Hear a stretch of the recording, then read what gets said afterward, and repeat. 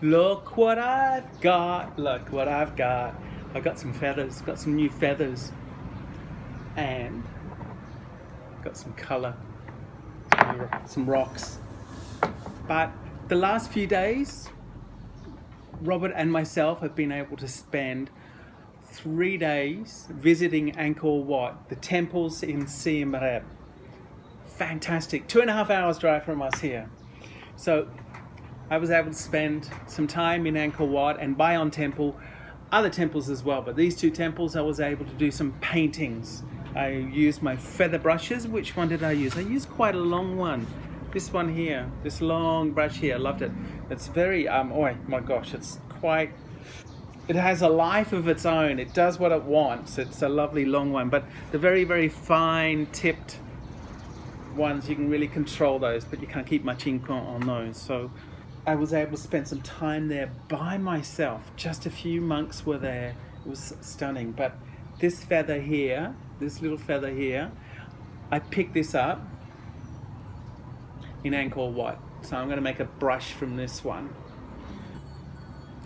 This feather I picked up in Bayon Temple. Bayon is the one with all the heads, the faces, stunning. Loved it.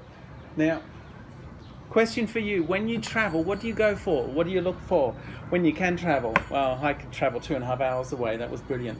But when I travel, I always try and look at the stones and the rocks and the other things that I can use. So with this rock here, pick this up in the Siem Reap area.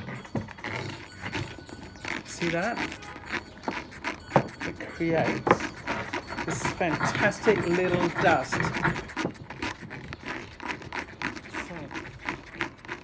There's many ways of grinding this down, mortar and pestle. I've got this very small mortar. I love this one.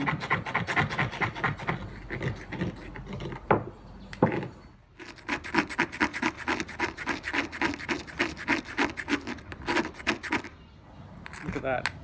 So,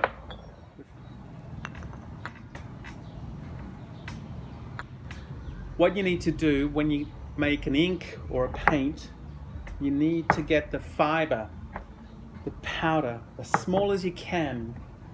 Two things you really need. You need some kind of liquid. I'm using a rainwater here. It's quite dirty, I don't drink it, but you see I've got ink everywhere. It goes all over the place.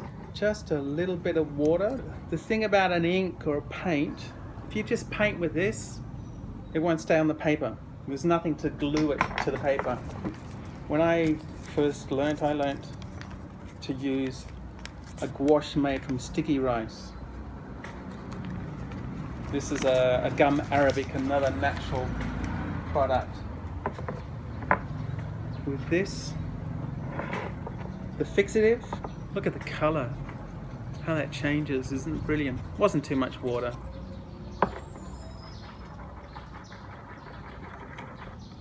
So this is my Siem Reap ochre colour.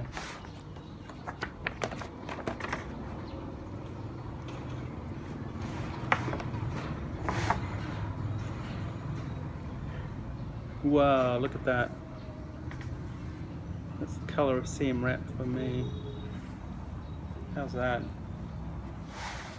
So when you travel, always find some nice powdery stones, some rocks or stones, and just come back and see what colour they make.